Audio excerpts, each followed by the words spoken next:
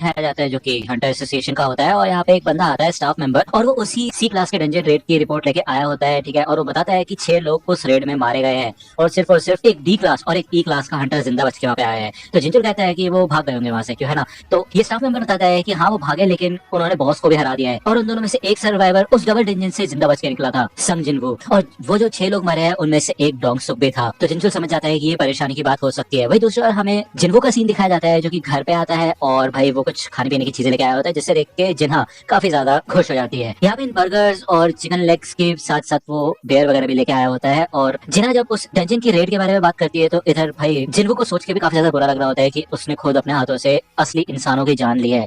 और उस समय उसको इस चीज का बिल्कुल भी बुरा नहीं लगा था, वो सोच में नहीं रहा था इस बारे में। मतलब अब तो उसके जो दुश्मन है वो मैजिक बीस्ट नहीं बल्कि इंसान ही बन चुके हैं। यहाँ पे हमें दिखाया जाता है कि जिन्वू जब इस अल्कोहल को पीता है तो भाई उसके सामने एक नोटिफिकेशन खुल जाता है कि उसकी बॉडी में एक हार्मफुल सब्सटेंस डिटेक्ट हुआ है, जिस वजह से इसको स्टेबलाइज किया जाता है, डिटॉक्सिफाई, ठीक है ना। तो यहाँ पे वो जब दोबारा सिप लेता है तो दोबारा सेम ही होता है, जिसके बाद वो सारी की सारी अल्कोहल अपने साथ लेके रूम में आ जाता है। उसको समझ आता है कि इस सिस्टम की कोई स्पेशल एबिलिटी है जिसकी वजह से वो नशे में नहीं हो सकता, ठीक है। और वो देर जब अपने रिवॉर्ड्स को चेक करता है तो वहाँ पे ये सब साफ लिखा होता है कि उसकी बॉडी को डिटॉक्सिफाई किया जाएगा और उसको कोई जहर वगैरह भी नहीं दिया जा सकता। और ये रिवॉर्ड उसे डबल डंजन में मिला था। तभी उसको याद आता है कि उसके हाथ और पैर कट गए थे, और इसी एबिलिटी की मदद से शायद उसके हाथ पैर दोबारा से रीजनरेट हो गए। इसका मतलब ये है कि वो रीजनरेट भी कर सकता है। तो जिन्हो इधर जब सुबह सो के उठता है तो जिन्हो उसको आके बताती है कि किसी जिन्हो नाम के बंदे का फोन आया था और वो तुमसे मिलना चाहता है। जिसके बाद यहाँ पे जिन्हो कैफे पेने में आता है और वो इधर आके जिन्हो से मिलता है, और ये दोनों मिलते हैं, थोड़ी बहुत बातचीत करते हैं। जिन्हो ये कहता है कि तुम्हारा शुक्रिया अदा है कि तुमने मेरी जान बचाई और उसके लिए थैंक यू सो मच। तो जिन्हो ये कहता है कि तुमने भी मेरा सीक्रेट बचा के रखा है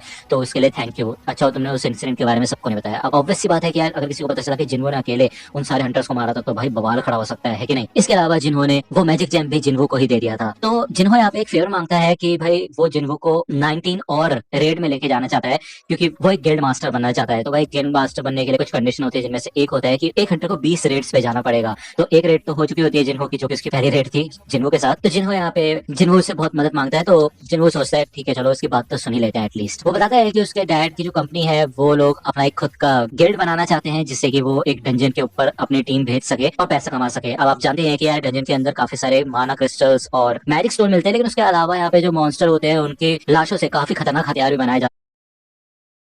डंजन के अंदर काफी सारे माना क्रिस्टल्स और मैजिक स्टोन मिलते हैं, लेकिन उसके अलावा यहाँ पे जो मॉन्स्टर होते हैं उनकी लाशों से काफी खतरनाक हथियार भी बनाए जाते हैं। तो एक डंजन से काफी सारा पैसा कमाया जा सकता है, और जिन्हों के डैडी बात जानते हैं इसलिए वो ये प्रॉफिट के लिए कर रहे हैं। जिन्होंने ये बताया कि गिल्ड बनाने के बाद वो एक एस रैंक के हंटर को हायर करेंगे और उसके भाई को डिप्यूटी मास्टर बनाएंगे, यानी कि वाइस प्रेसिडेंट टाइप बना देंगे, ठीक है। अब ऑब्वियसली बात है यार, इस पूरे देश में सिर्फ 7 ही एस रैंक के हंटर है, तो ऐसा कैसे हो सकता है कि वो एक को हायर कर ले। तो जिन्हों बताता है कि सिर्फ एक ही है जिसने आज तक किसी गिल्ड को ज्वाइन नहीं किया, जो कि है मिन ब्यूंग जियो, और वो अभी रिटायर भी हो चुका है। जिन्हों यहाँ पे जिन्हों की सारे इंटेंशन को समझ जाता है कि वो ये सब कुछ अपने डैड की कंपनी के लिए कर रहा है, जिससे कि इनका गिल्ड सक्सेसफुल हो सके और जिन्हों एक गिल्ड मास्टर बन सके, और इसी वजह से उसको जिन्हो की जरूरत होती है। और यहाँ पे जिन्हो खाली हाथ नहीं आया होता है, वो 30 बिलियन येन का ऑफर भी लेके आया होता है जिन्हो के लिए। वो कहता है कि अगर बस तुम मेरे साथ 19 बार चलोगे तो ये सारा का सारा इनाम तुम्हें मिल जाएगा, ठीक है। लेकिन जिन्हो ये सोचता है कि यार उसकी एबिलिटीज तो कंटिन्यूअसली बढ़ सकती है, वो लेवल अप हो सकता है, और अगर ये चीज किसी ने ग्राउंड लेवल पे देख ली या नोटिस कर ली कि वो कंटिन्यूअसली भाई पहले से ज्यादा ताकतवर हो रहा है, तो वो मुश्किल में पड़ सकता है। और वैसे भी अगर वो अपनी पावर्स कैसे बढ़ाते रहता है तो एक टाइम ऐसा आएगा जब वो खुद एक एस रैंक का हंटर बन सकता है, तो 30 बिलियन येन तो कोई ज्यादा बड़ी बात नहीं होगी। तो इसलिए जिन्हो इस ऑफर के लिए मना कर देता है और वो यहाँ से उठ के जाने लग जाता है। इधर जिन्हो को एक तरीके से ब्लैकमेल करने की कोशिश करता है, वो कहता है तुम्हारा जो सीक्रेट है मैं इसको जिंदगी भर तक बचा के रखूंगा, ये बात मैं किसी को नहीं बताऊंगा।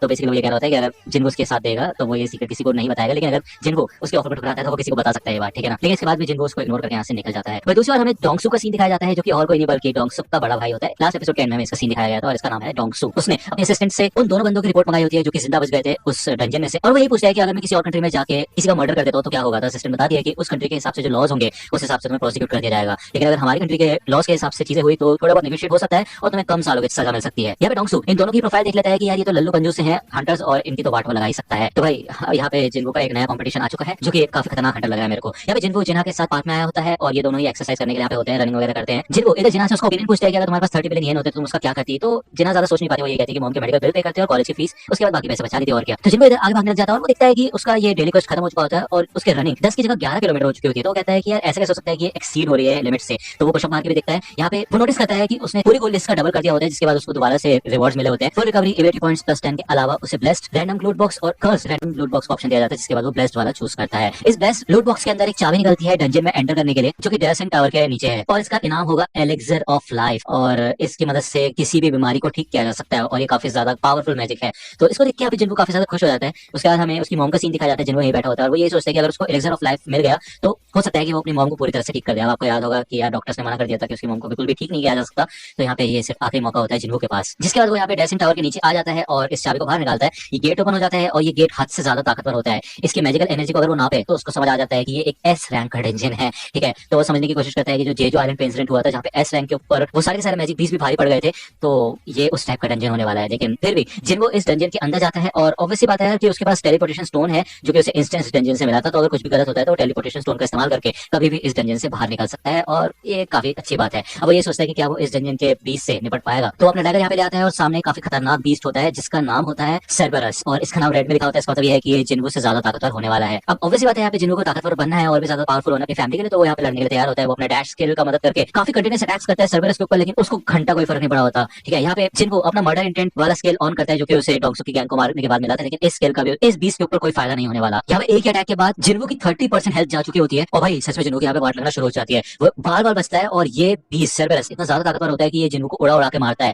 यहाँ पे भाई जिन्वो की हेल्थ 50% तक गिर चुकी होती है, जिसके बाद वो अपने फुल रिकवरी का इस्तेमाल करता है। उसके बाद और कोई चारा नहीं होता, और वो छूटते साथ ही सर्बरस की आंखों पे हमला करता है अपने डैगर से, लेकिन पॉइजन हो गया, पैरालिसिस हो गया, कुछ भी इसके ऊपर काम नहीं कर रहा है, ठीक है ना। नोटिफिकेशन में दिखाया जाता है कि इसको पेन महसूस नहीं होगा, ये एक स्किल है इसका। यहाँ पे सर्बरस के अटैक्स इतने ज्यादा ताकतवर और खतरनाक होते हैं कि भाई जिन्वो की हेल्थ तो एकदम फटाफट जारी होती है। यहाँ पे वो धूल उड़ाता है और एक जगह कवर ले लेता है। वो देखता है कि बार बार उसको नोटिफिकेशन पॉपअप हो रहा है, इसका मतलब ये है कि सिस्टम नहीं चाहता कि जिन्वो मर जाए, और ये बिल्कुल नॉर्मल रीअवेकनिंग की तरह नहीं है, उसकी हेल्थ काफी कम बची हुई होती है। और उसको बताया जाता है कि ये जो सर्बरस है इसका रेड स्टेटस से 3 मिनट और रहेगा, उसके बाद वो नॉर्मल फॉर्म में आ जाएगा। इसका मतलब ये है कि उसके बाद अगर जिन्वो उसको अटैक करता है तो इजीली जीत पाएगा, मतलब कुछ तो फर्क पड़ेगा सामने। यहाँ पे जिन्वो अपना टेलीपोर्टेशन स्टोन बाहर निकालता है, उसे लगता है कि भाई 3 मिनट तो बहुत ज्यादा है, इतने में तो मर ही जाएगा, इतनी तो हेल्प नहीं है उसके पास, तो वो वापस जाने के बारे में सोचते रहे। तभी यहाँ पे सर्बरस उसे ढूंढ लेता है और उसे उड़ा देता है, जिसके बाद जिन्वो का टेलीपोर्टेशन स्टोन भी पीछे ही छूट जाता है। यहाँ पे फिर से वो भागता है इधर से और एक और जगह कवर लेने की कोशिश करता है। यहाँ पे तकरीबन 10-12% ही बची होती है उसकी हेल्थ, तो ऑब्वियसली बात है वो रिस्क नहीं ले सकता, अगर थोड़े भी और हिट लगे उसके ऊपर तो वो मर जाएगा। तभी उसको शॉप में एक डिवाइन हीलिंग पोशन दिखता है, एक्सक्लूसिव हीलिंग पोशन दिखता है। ये सारे के सारे पोशंस अलग अलग गोल्ड कॉइन्स की वैल्यू के होते हैं, तो उसको यहाँ पे दिखाया जाता है 300 गोल्ड कॉइन का होता है एक पोशन, जो कि 100 पॉइंट्स बढ़ा सकता है उसके हेल्थ के, लेकिन इससे उसका फायदा नहीं होने वाला। अब आपको याद होगा कि कसाका को मारने के बाद उसे एक वेनम ग्लैंड मिला था, और वो ए रैंक के एक्विजिशन का था, एक तरीके का पॉइजन, जिसको पीने के बाद यहाँ पे जिन्वो की ताकत 20% तक बढ़ सकती है, लेकिन उसकी खुद की बॉडी में जो मसल डैमेज होगा वो 35% तक होगा। तो अब आप जानते हैं यार ये काफी खतरनाक पॉइजन था, इसके बारे में मैंने आपको पहले भी बताया था, लेकिन यार जिन्वो को याद आता है कि वो जब ड्रिंक भी कर रहा था, अल्कोहल अपनी बॉडी में लेके जा रहा था, तो उसको कोई फर्क नहीं पड़ रहा था। इसका तो ये है कि कोई भी जहर उसकी बॉडी में टिक नहीं सकता, तो वो जो 35% वाला मसल डैमेज है वो एक बार को नहीं होगा शायद, तो वो चांस है देख सकता है, और उसे अपनी फैमिली के लिए इतना तो करना ही पड़ेगा, तो वो इस वेनम को पी जाता है। जिसके बाद वो फिर से सर्बरस से लड़ने की कोशिश करता है, और फाइनली ये 3 मिनट पूरे हो चुके होते हैं। यहाँ पे उसकी जान में जान आती है, और वो कंटिन्यूसली काफी खतरनाक अटैक्स करने की कोशिश करता है सर्बरस के ऊपर, लेकिन सर्बरस हद से ज्यादा ताकतवर है भाई। वो इधर जिन्वो की वाट लगा के रख देता है, उसको चीर देता है बीच में से, लेकिन उसके बाद भी जिन्वो हार नहीं मानता और सर्बरस की आंखों पे अटैक करने लग जाता है बहुत बुरी तरह से, और फाइनली इधर सर्बरस मर जाता है और जिन्वो का लेवल अप भी हो चुका होता है। इसके बाद यहाँ पे जिन्वो की जितनी भी चोट होती है वो ठीक हो चुकी होती है, और जिन्वो चैन की सांस लेता है, ठीक है। इसके बाद यहाँ पे जिन्वो को एक और की मिली होती है कासल डोर की, उसकी एजिलिटी वगैरह भी बढ़ चुकी होती है। इसके अलावा उसे स्पेशल आइटम भी मिल चुका होता है, जो कि होता है एलिक्सर ऑफ लाइफ। लेकिन एक चीज है, इसका नोटिफिकेशन ओपन होता है कि एलिक्सर ऑफ लाइफ को बनाने का फॉर्मूला है ये, इसके लिए 3 चीजों की जरूरत होगी, और ये सारी की सारी चीजें डीमन कासल के अंदर मिलेगी, यानी कि जिसकी चाबी उसको मिली है। ओके, जिनको समझ आ जाता है इस डंजन से कि वो अभी तो उस कासल में नहीं जा सकता क्योंकि यहीं पे उसकी इतनी वाट लगी है, उसको समझ आ चुका है, लेकिन वो जाएगा जरूर। तो दोस्तों ये एपिसोड यहीं तक था, नेक्स्ट एपिसोड आएगा भाई नेक्स्ट वीक, ठीक है, सैटरडे की रात।